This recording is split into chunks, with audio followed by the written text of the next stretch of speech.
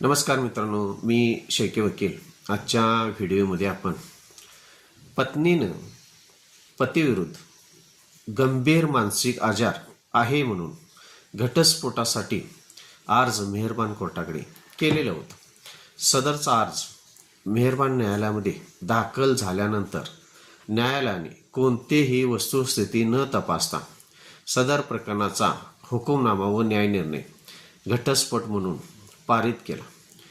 परंतु सदय न्याय निर्णयावर नाराज होऊन दिवाणी प्रक्रिया संहिता आदेश 32 रूल 15 प्रमाणे असे अवलोकन करण्यात आले की सदर प्रकरणी नैसर्गिक न्यायतत्वाचे कुठेही पालन केल्याचे दिसून आले नाही, म्हणून सदर प्रकरणाचा न्यायनिर्णय व हुकुमनामा रद्द करून सदर प्रकरण फेर चौकशीसाठी न्यायालयाकडे वर्ग करण्यात आले.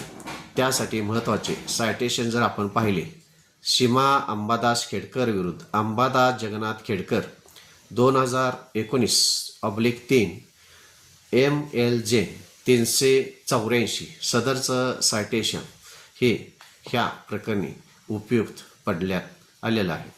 माझ्या चॅनलला सबस्क्राईब करा, लाईक करा. धन्यवाद मित्र.